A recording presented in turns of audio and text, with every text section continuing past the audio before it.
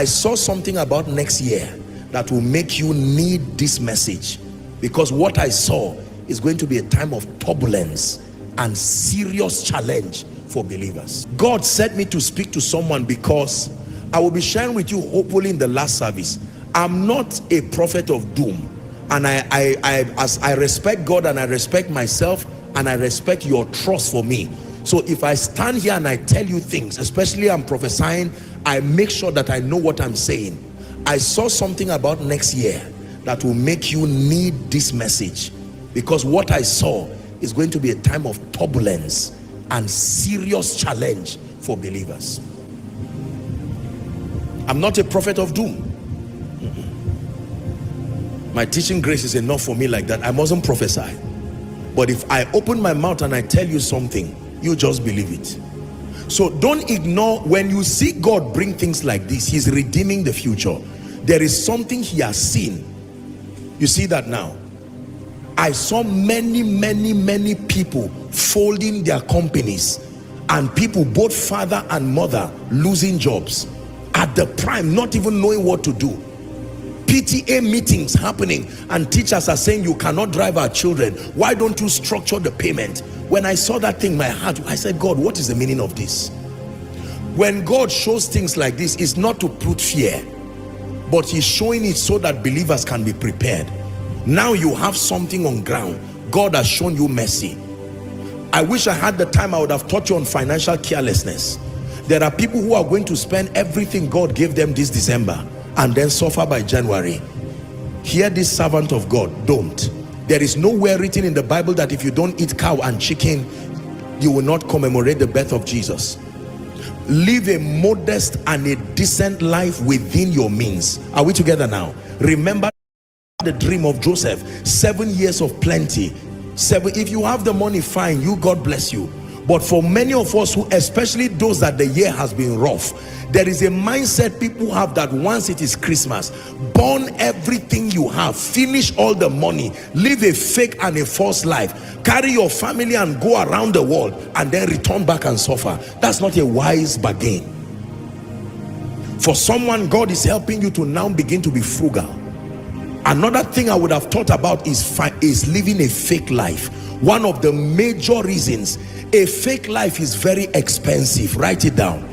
A fake life is very expensive. It takes so much to fund a fake life, and once you start, you must maintain it. A fake life is very expensive.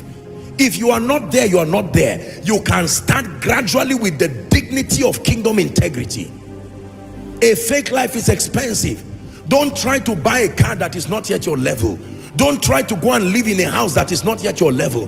You are living in a house that you are owing 3 years rent now. You can't pay back. It's a sign you are not yet there. Get out of that place and look for a decent place. Hallelujah. There are some of us, you do not yet have the means to start gathering people and celebrating elaborate birthdays, elaborate occasions. No, be patient. God is bringing you there. Even for schools, as much as I would want you to educate your children at the highest level, you must be wise and keep them within your budget. Find the best school that your budget can afford. If your child is on scholarship, that is fine. Otherwise, find the budget, the school that your budget can afford. But by all means, Koinonia, please hear me. Great disaster is going to befall many. And there are many who will begin to tour the corridors of compromise because of this finance thing.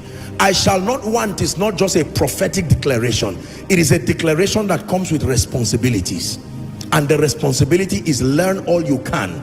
Now that God has given you a good job, don't waste your salary that is coming. Learn all you can about investments.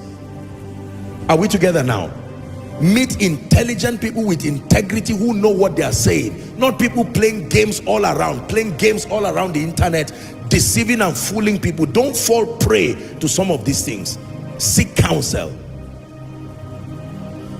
There are 5 kinds of investments you must make in your life. Number 1 is your spiritual investment. Number 2, investment in your mind. Let me give you this and then we'll wrap up. 5 kinds of investment. Number 1, your spiritual investment. When I talk of investments, I'm not just talking of putting money. Your relationship with Jesus is a potent investment that has returns, even financial returns. Number two, mental investments. What you store in your mind is there. You don't need to refrigerate it. You don't need to warm it. It is there and will always be ready to be delivered when needed. Number three, invest in your health and your well-being. It's an investment. Invest in your health and your well-being. It's often said that people deteriorate their health to make money, then they use the money they have made to now maintain their health that is now deteriorated. Don't be like that. Invest in your health and your wellness. Number four, invest in strategic relationships. Relationships are an investment. They bring returns, mighty, marvelous returns. They bring returns. I shared a story in Ghana that I want to share as I wrap up. A wealthy man had a son. He had a son, and this son lived a very careless and a riotous life, and the man got sad and said, I will never give you anything of my estate. And he called the servant and he told the servant, you have been a well-behaved person. I give you the liberty to choose anything you want to choose. And the servant chose the estates, chose the cars, chose some of the businesses, and chose everything. And while he was choosing, the man was touched with compassion. And then he said, are you done choosing? The servant said yes. Then he looked at his son. He said, for mercy's sake, I will allow you to choose only one thing and get out of my way. And the son said, I choose the servant.